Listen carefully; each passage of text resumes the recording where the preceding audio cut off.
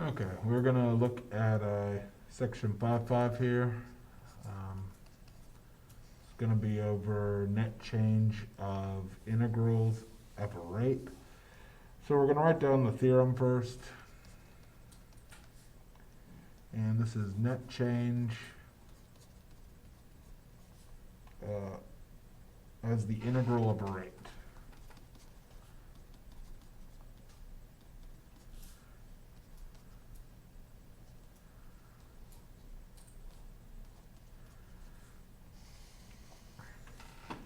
So we'll say the net change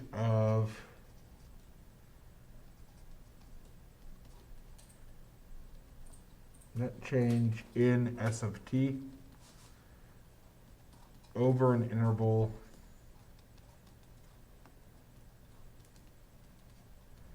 we'll say t1 up to t2 is given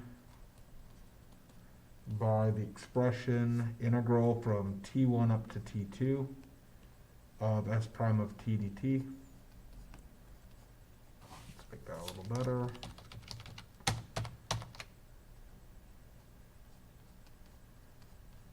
This is equal to s of t2 minus s of t1.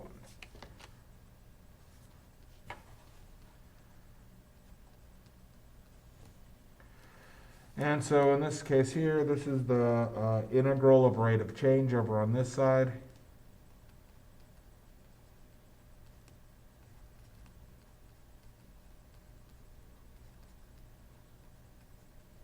And then on this side, we get the net change over the closed interval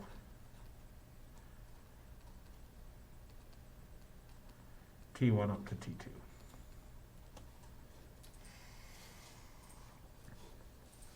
So this kind of looks like the fundamental theorem of calculus part 3, or sorry, part 1, which is from section 5.3, which is we get basically the antiderivative of s prime evaluated at t1 minus, or evaluated at t2, the upper limit minus it evaluated at t1, and I can see the net change over the time interval.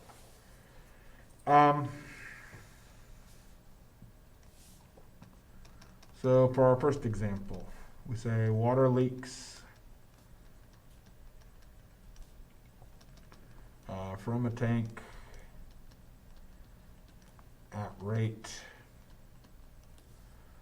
of 2 plus 5t liters per hour.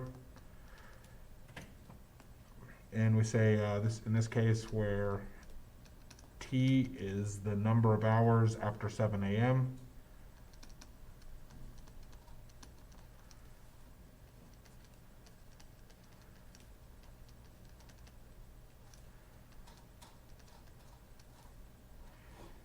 And we want to say how much water is lost between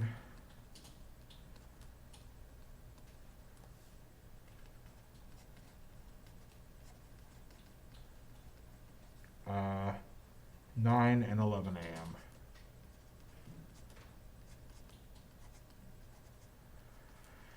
Okay, so we're going to be basically, they gave us a rate of change, 2 plus 5t.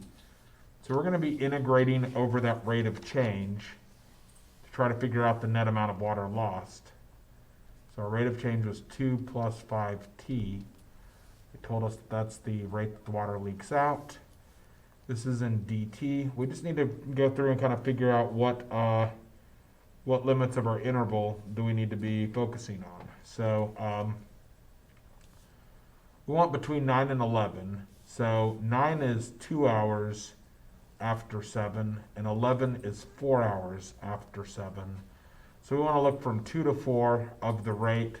This will equal the net change, which will be in this case how much water is being lost over that time period. So when we integrate 2, we get 2t. When we integrate 5t, t integrates to 1/2 t squared. So this will be 5/2 t squared. And we're going to evaluate that from 2 up to 4.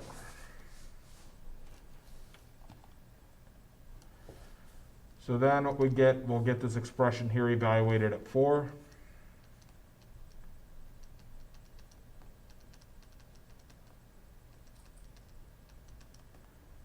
and we'll subtract from it the expression evaluated at 2.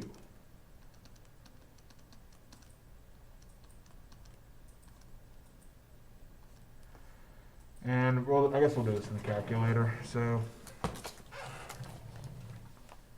we get, let's see here, 2 times 4 plus 5 halves times 4 squared. So that whole bit goes to 48. And we subtract from it 2 times 2 plus 5 halves times 2 squared. And that whole bit becomes 14. So we get 48 minus 14, which equals 34 liters lost. I think the textbook, I think they made the rate negative, showing that it was, since it was a leak, that rate was water leaving. We kind of just stated it, since it was a leak at the end, just kind of represented what does that actually mean. Well, it's the liters lost, and kind of denoted it this way. And both should be okay. Okay, so next problem here from section 5.5. For this example, they give us a big table of stuff. This is going to be cars passing an observation point along a highway, and they call that the traffic flow rate. They call is the number of cars that pass a point on the highway. So we say, all right, let's see. Q of t is the traffic flow rate.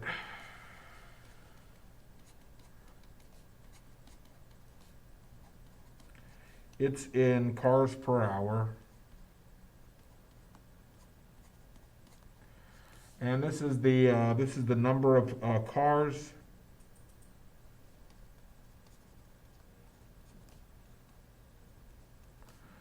per hour that pass an observation point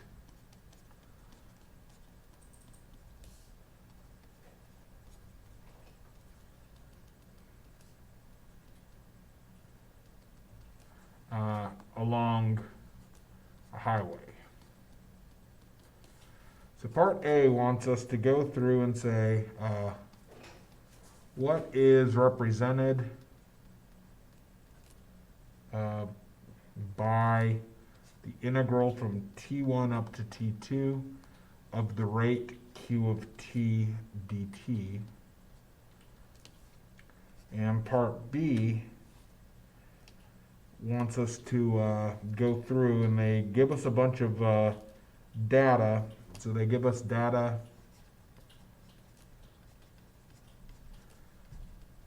which we'll write out the table in a second. So given the table below, estimate the number of cars using the highway during the 2-hour period.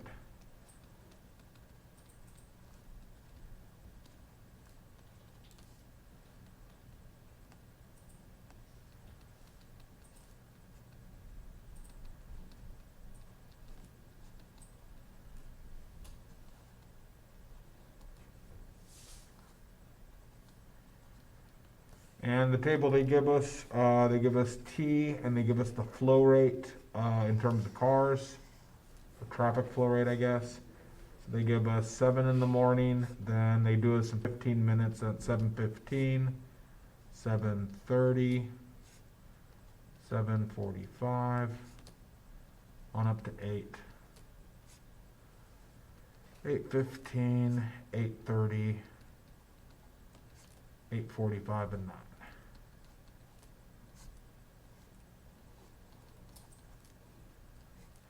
And then the flow rate numbers they give us, for 7, we got 1044. For 7:15, it's 1297. 7:30 is 1478. 7:45 is 1844. 8, we're at 1451. At 8:15, we're at 1378. At 8:30, we're at 1155. Then we got 8:02, and then we got 5:42.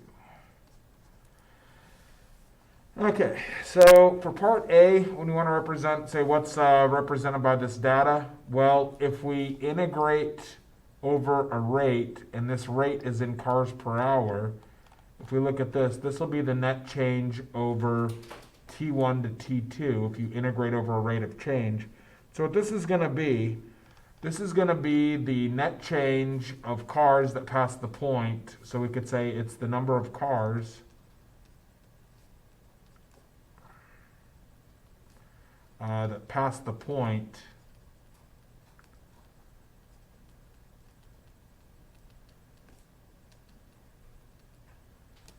over time interval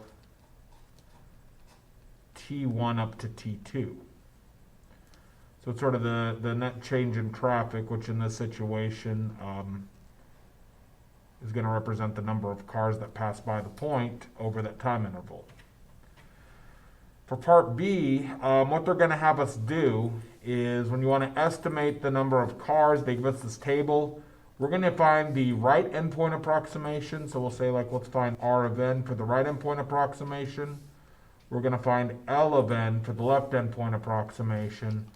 And then we're going to take the average of R of n and L of n and use that average as our approximation for the total number of cars that use that highway during that time period. So for R of n, this is going to equal, so we're counting up by 15 minutes each time, which 15 minutes in terms of hours is a quarter of an hour. So we're going to say it's 0.25 for a quarter of an hour. For the right endpoint approximation, for the first 7 to 7:15, we use the right-hand value. For 7:15 to 7:30, we use the right-hand value. 30 to 45, we use the right-hand value, etc. So we're going to basically go through, and for each segment, we're going to add the right-hand value from 7:45 to 8, we use 8. From 8 to 8:15, we use 8:15. 8:15 to 8:30, we use 8:30. We use 8:45 and we use 9. So let's see here. We'll just add all those values up and we multiply them by the common increase in time, which is going to be a quarter of an hour.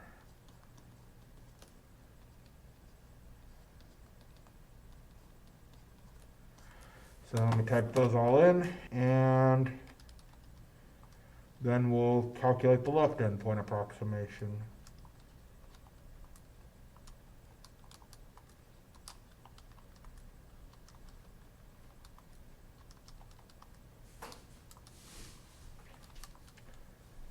Which, hang on, I'll type something in. Let's see, we got 1297, 1378, 1844, 1451, 1378.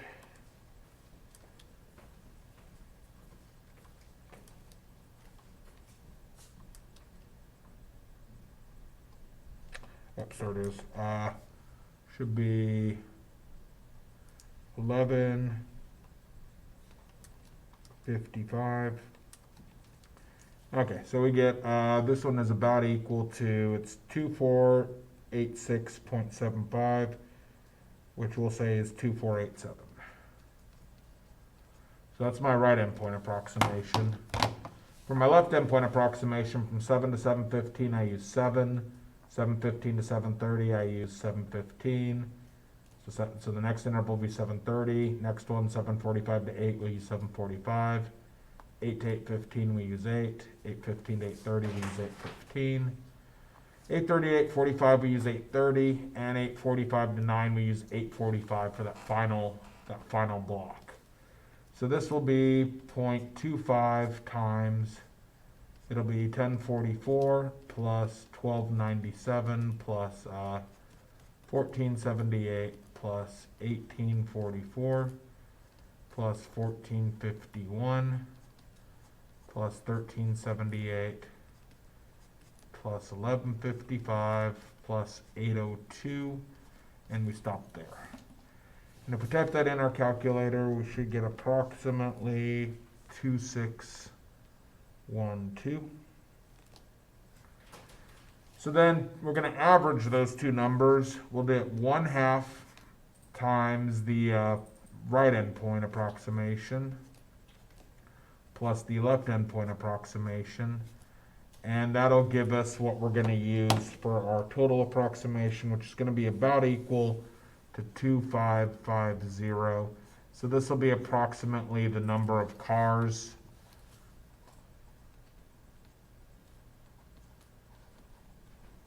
that pass the observation point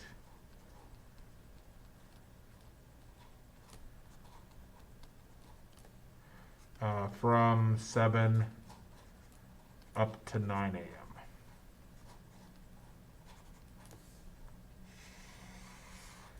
Okay. So next, we're going to get a couple of statements about the integral of velocities. This has to do with distance traveled versus displacement. So we're going to say here, this is theorem 2 from this section. This is integral of velocity.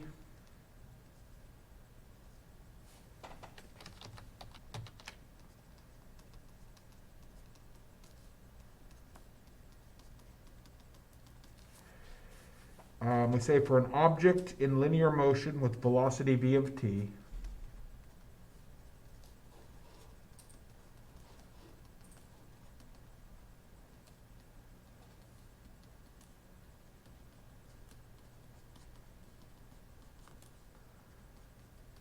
we get the following things.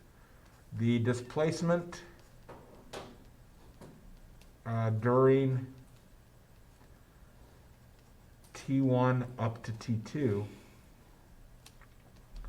this equals the integral of T1 up to T2 of your velocity v of t dt. So that's if you want displacement. If you want the total distance traveled,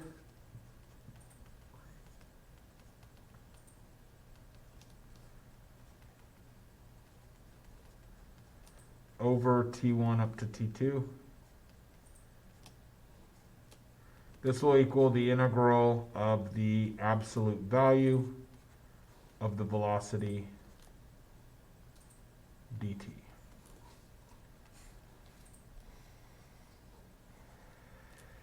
So the idea here is displacement, that really measures your starting point with reference to your stopping point, but doesn't really tell you much information about the path you took in between. So if I had a graph and I started here, and I went up and then down and then came back here, stopped there, my displacement would be the difference between these two, but the total distance I traveled would be the length of the line. This would be for a position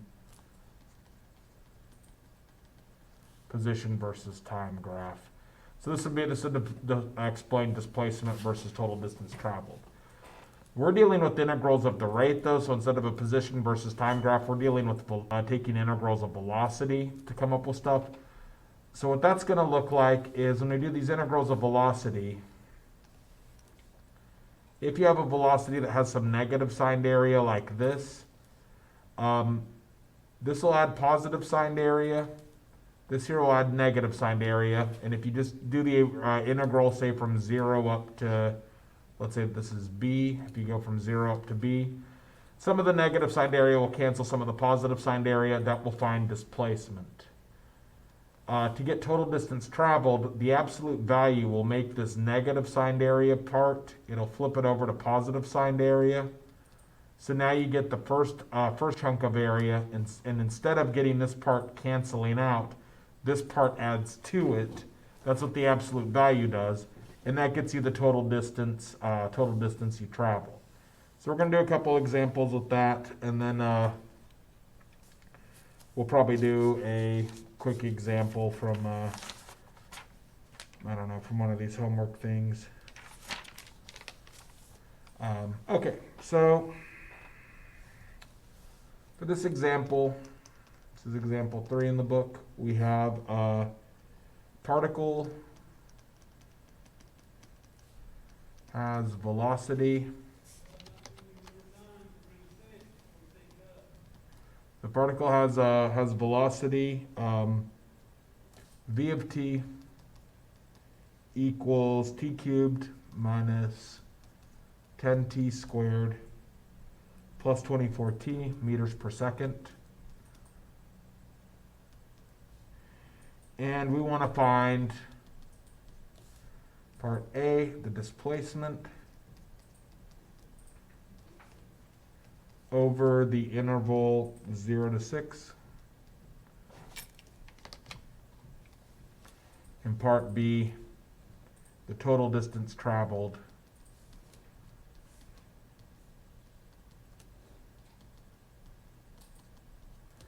over the interval 0 up to 6. So to get displacement, we're going to do the integral from 0 to 6 of the velocity equation just as is. To get the total distance traveled, we do the integral from 0 up to 6 of the absolute value of the velocity. So the displacement's easier to calculate because we don't have to worry about trying to flip part of the graph positive, which we'll talk about how to do over here in just a second. So we'll say, okay, this equals the velocity equation, t cubed minus 10t squared plus 24t. Evaluate it, we need to integrate this. So we need to integrate from 0 to 6 that dt. When I integrate t cubed, that will become 1/4 t to the 4th. The integral of t squared, that will become 1/3 t cubed. And the negative 10 and the 1/3 will multiply together, so that'll give us negative 10/3 t cubed. For the 24t, when you integrate t goes to 1/2 t squared.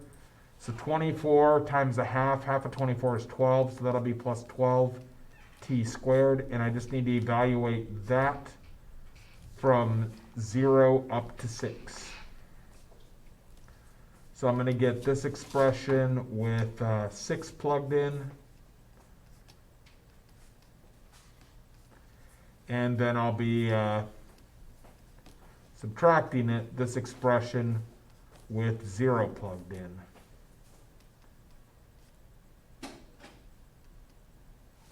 Let's see here.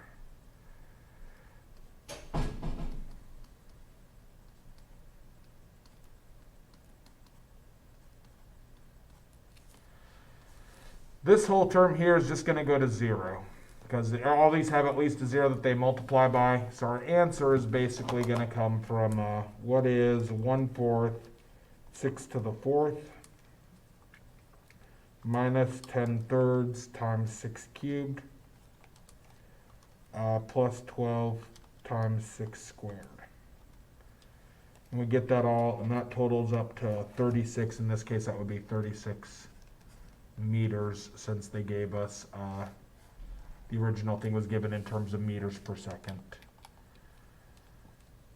So that is our displacement. To get the total distance traveled, let me pull it down here.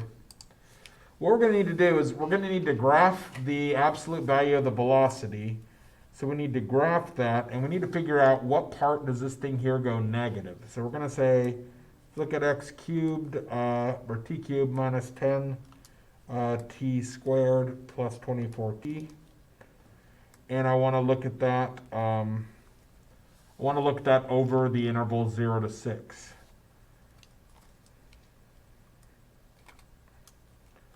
So let me change the window from 0 up to 6. And so when we do that, our graph looks something like this. Goes up for a bit, comes down, and then it goes back. So what I need to do is I need to figure out what is this point here. So I'll find that point first. And then after I find that point, I need to break my interval up into that point because I need that negative signed area from that point. See, that point actually occurs at 4. So I need this negative signed area to be flipped up into positive signed area so it adds to the other signed area that's positive over here. So how I do that is I break my integral from 0 to 6. I write out the integral. It's t cubed minus 10t squared plus 24t. I'm going to break this up as the integral from 0 to 4 of t cubed. Oops, let me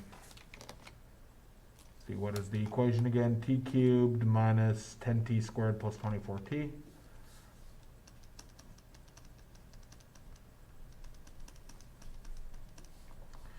And then I do the integral from 4 up to 6 of this expression.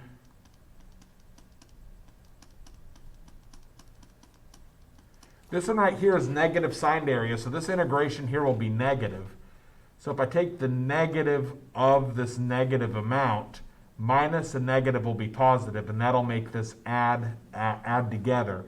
So when you have one of these absolute values, you need to figure out where does the negative signed area, and then you need to negate the integral for that negative signed area to flip that to make it positive signed area.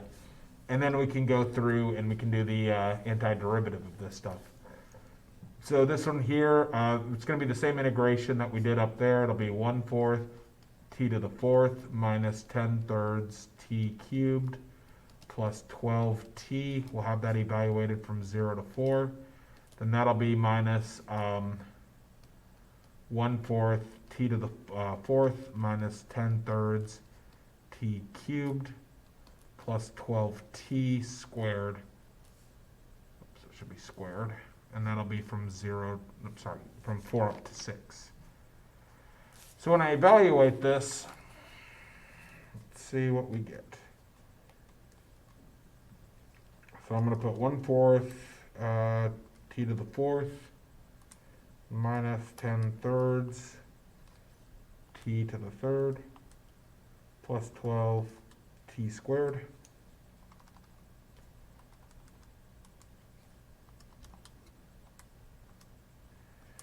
And to evaluate it, we say, okay, what did we get when we put 4 in? This evaluated at 4 is 42.667. We subtract, when I put 0 in, I get 0. And that all gets subtracted from, okay, when I put 6 in, I get 36 minus, when I put 4 in, that's 42.667. So then I need to see what that equals. So 42.667 minus 0 minus 36 minus 42.667. This will be the total distance traveled, and this will be approximately, so I had to run it through decimal places. This will be 49.334 meters in this case.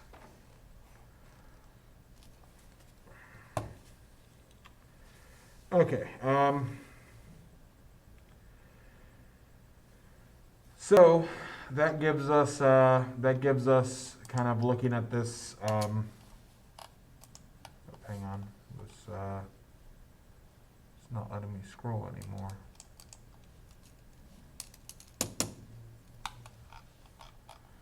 All right, so we got basically the total distance traveled was 36.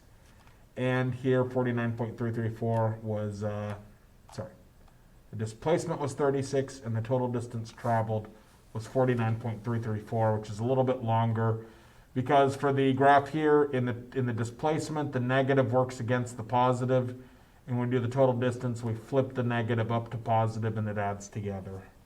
So last example from the section, and then we're probably going to do a couple of problems from homework, or just do a couple of problems from the section back here. We get this thing here, C prime is called, C prime, if you have a cost function, let's say C of x is the cost to produce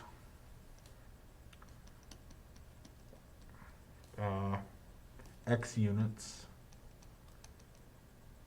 then C prime of X is the marginal cost.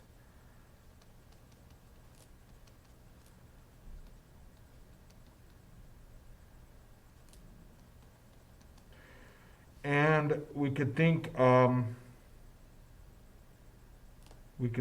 cost, we get this equation, the cost of increasing production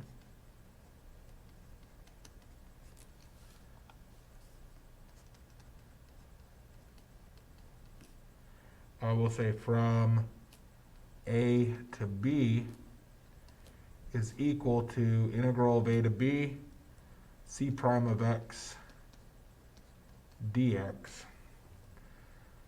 So we're going to look at a quick example involving that.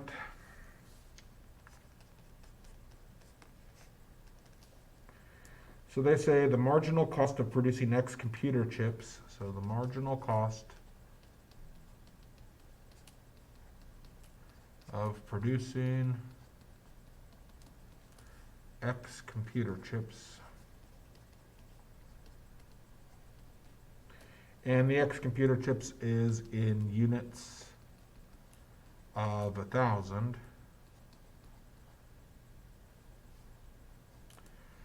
is, and they give us C prime of X equals 300X squared minus 4,000X plus 40,000. And this will be dollars per thousand chips.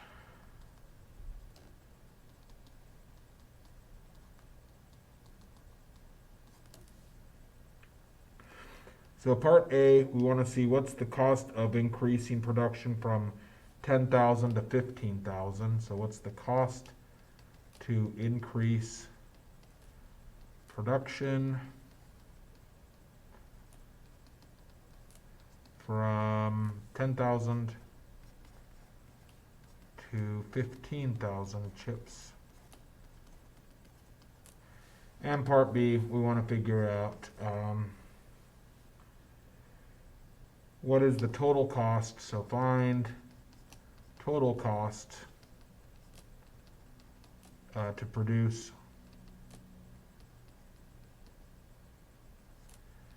15,000 chips, including $30,000 charge to set up the manufacturing run.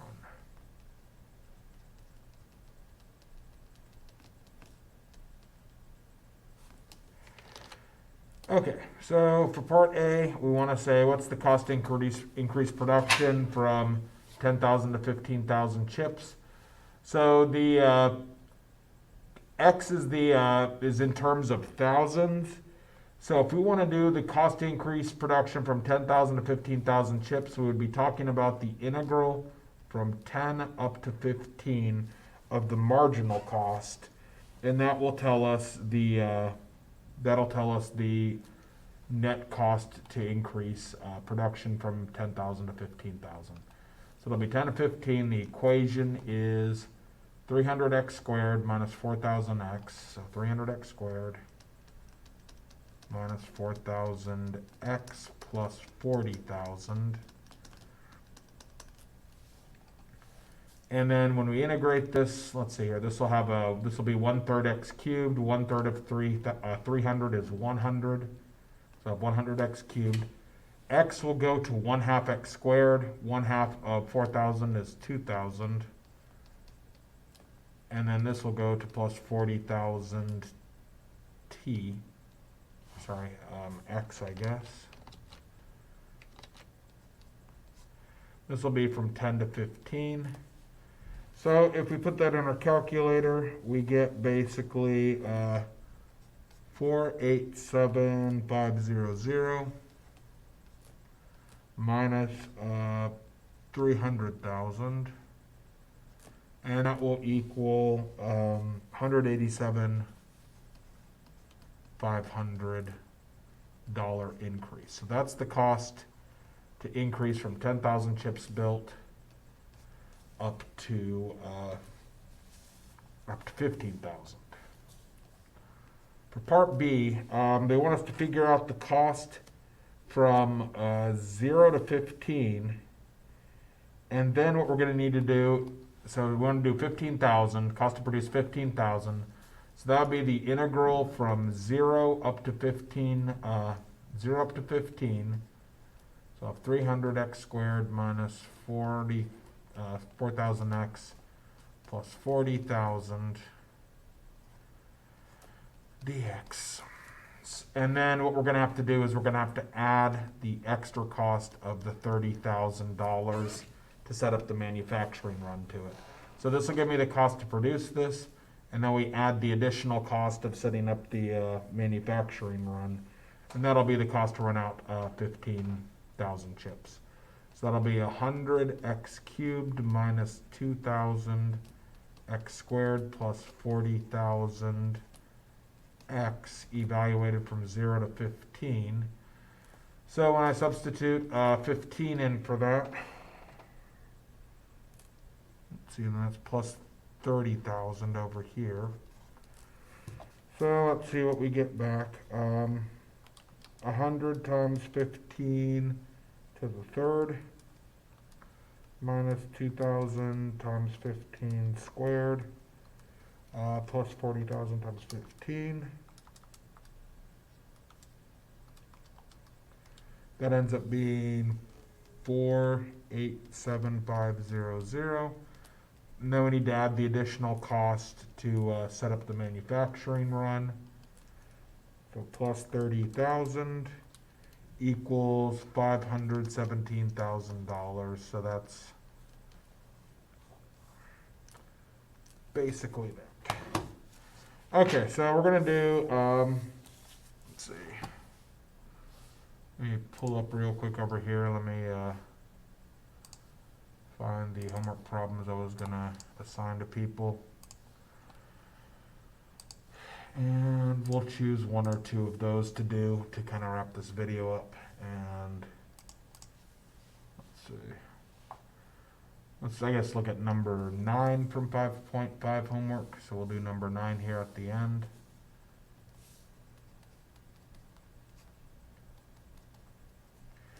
So problem 9 says, okay, particle moves in a straight line in meters with the given velocity in meters per second. Find the displacement and distance traveled over the interval. So, okay, they give us a velocity of a particle, v of t equals 12 minus 4t. They give us the interval that we're dealing with is 0 to 5.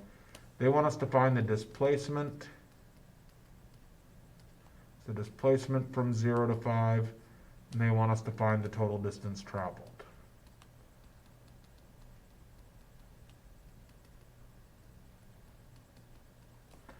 Over 0 to 5. So for the displacement, that will equal integral from 0 to 5 of the velocity they gave us, which was in meters per second. For the total distance traveled, that will equal the integral from 0 to 5 of absolute value of the velocity. The second one, total distance traveled, we're going to have to split that integral up. This displacement one we can do right as is. Integral of 12, or the antiderivative of 12 would be 12t. If we want to integrate negative 4t, that's going to be negative 4 times, this will go to 1/2 t squared when you integrate it. Negative 4 times a half is negative 2, so this will be negative 2t squared. That'll be the, evaluate that from 0 up to 5. So what we'll basically get is equal to 12 times 5 minus 2 times 5 squared. Minus, it'll be 12 times 0 minus 2 times 0 squared. 12 times 0 minus 2 times 0 squared, that's all 0. 12 times 5 is 60, minus 25 times 2 is 50, so it looks like we just end up getting 10 meters for the displacement. Now, for the total distance traveled, if we look at the graph of that expression there, because we need to figure out from 0 to 5, is there any negative signed area? So we're going to graph it over to 12 minus 4x, basically. And so we see that does cut downwards, and here at 3, it switches from being above the graph to below the graph, so that's where we're going to have to split our integral. So our integral is going to equal, for over here on this side, it's going to be 0 up to 3 of 12 minus 4t dt, and then we have to do the integral from 3 up to 5. That's the part that would have gone below the x-axis on the graph. You can see that's the part that would be going down here from 3 up to 5. So we want all that negative signed area to be positive signed area. The integral will give us negative signed area, so if we put a negative on it, that'll flip the negative signed area of this over to positive signed area, which is what we want this to do. So we're going to get, okay, this will be 12t minus 2t squared, evaluated from 0 up to 3, minus 12t minus 2t squared. When I integrate 12, it's 12t. I integrate 4. T integrates to 1/2 t. Negative 4 times a half is negative 2, and that's t squared. That'll be from 3 up to 5. So let's see here. If we plug all this in, I'm going to do some of this in the calculator. So we'll get 12 times 3 minus 2 times 3 squared, which that'll give me 18. Then if we put 0 in there, that'll be a 0. And we subtract, we'll get 12 times 5 minus 2 times 5 squared. That'll be a 10. And then if we did the 3 again, 12 times 3 minus 2 times 3 squared, that's going to be a minus 18. So if we distribute the negative, basically what we get is 18 minus 0 goes away. We have minus 10 minus 18, or sorry, plus 18. So 18 plus 18 minus 10 ends up being 26 meters, and that's how we would solve problem 9 from the assignment. So the other one we'll look at, let's do from the assignment, let's take a look at problem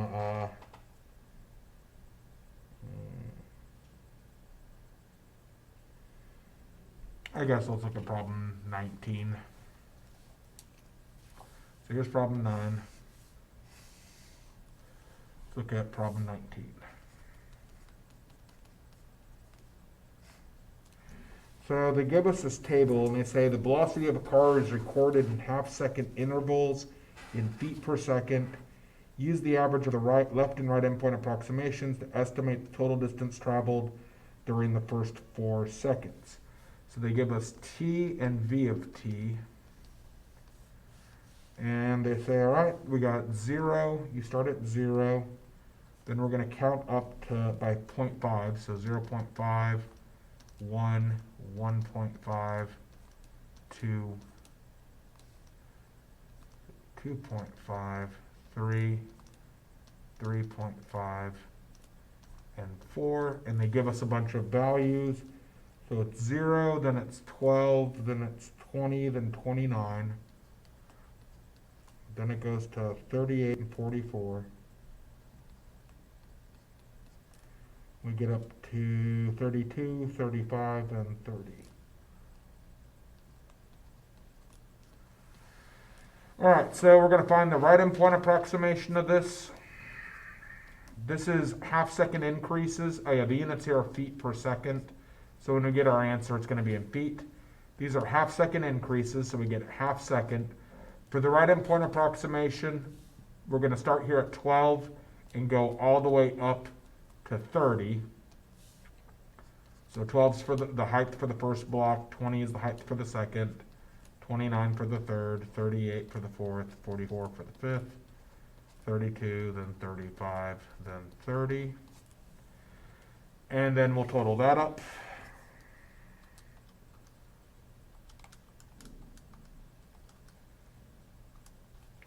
And after we do these two, I'll check them against the back of the book and just verify that we got them right and didn't type something in wrong somewhere. So that'd be 120. For the left endpoint approximation, it's 0.5. And we start with 0, then 12, 20, 29, 38, 44, 32. And we stop at 39 or 35 here. We use that for the last block, so 30 doesn't get in this one.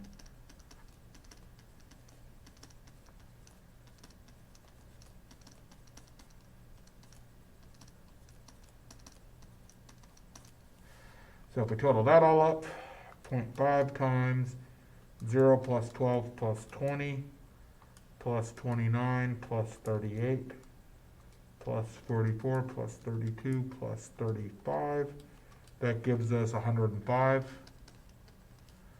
So to get the average, we do 1/2 120 plus 105, and that'll equal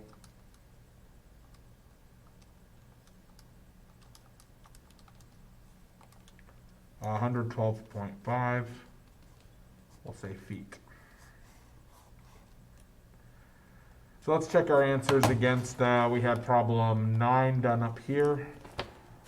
Go to the back of the book. So problem 9, this is section 5.5. Problem 9 says